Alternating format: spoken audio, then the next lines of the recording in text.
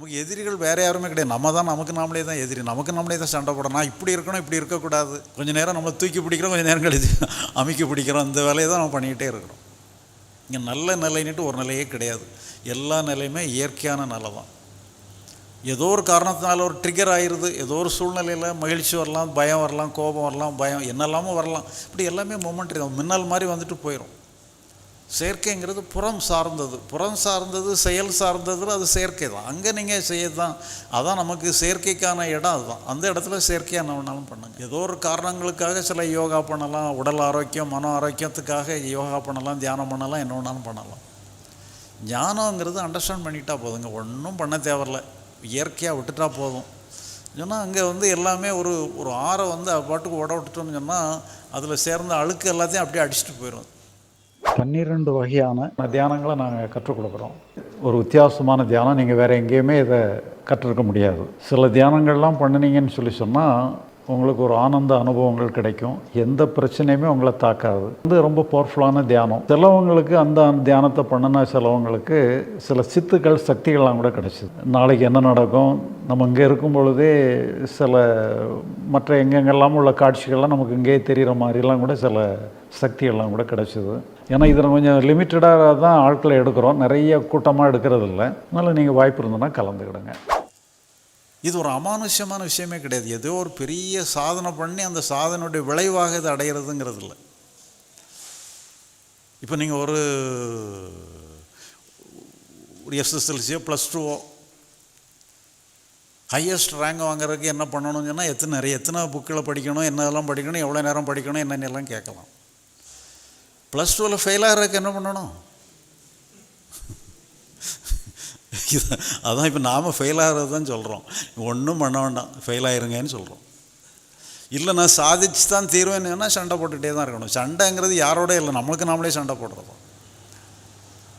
ஒரு சராசரி மனிதன் என்ன சொன்னால் அவனுக்கு அவனே சண்டை போட்டுக்கிட்டு இருக்கிறான்.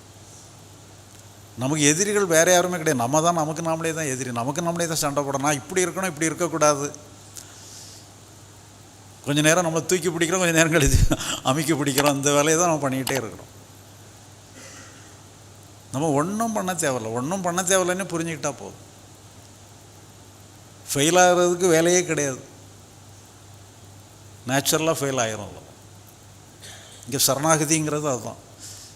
ஞானம் லிபரேஷனுங்கிறதுலாம் அதான். அது இயற்கையாக இருக்குது. நமக்கு இங்கே வேலை இருக்குன்னு நினைக்கிற வரைக்கும் என்னத்தை ஒன்று பண்ணி டார்ச்சர் பண்ணி நமக்கு நாமளே சண்டை போட்டுட்ருக்கோம்.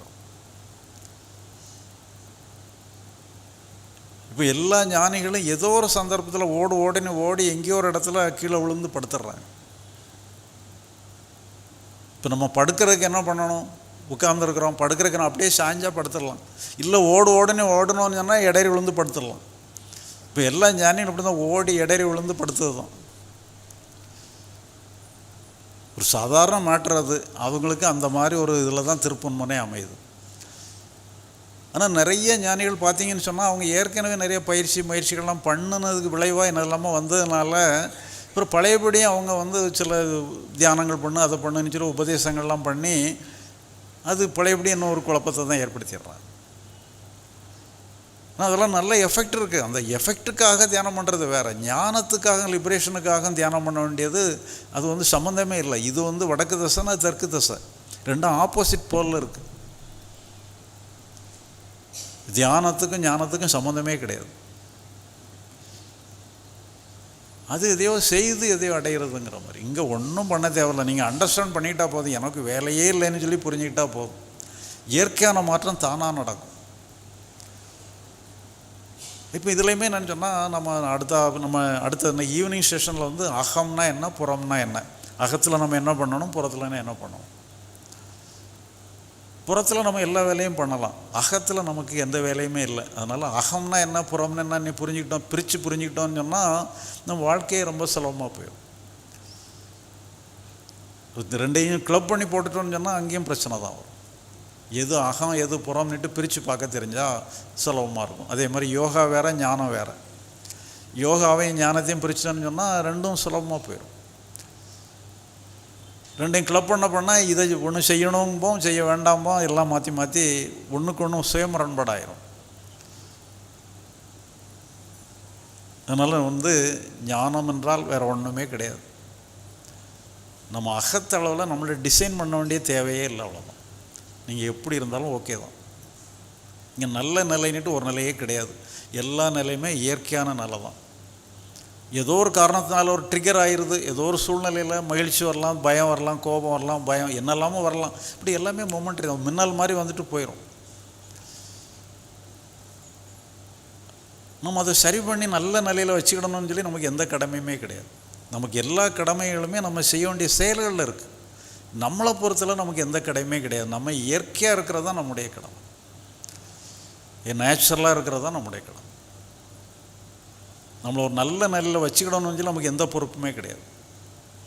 ஞானம் அடையணும்னுட்டு சொல்லி லிபரேஷனில் இருக்கணுங்கிற பொறுப்பு கூட நமக்கு கிடையாது. புரிஞ்சுக்கிட்டான்னா அது தானாகவே இருக்கும், இயற்கையாகவே அமைஞ்சிரும். ஞானமும் இயற்கையாக இருக்கும், லிபரேஷனும் இயற்கையாகவே இருக்கும்.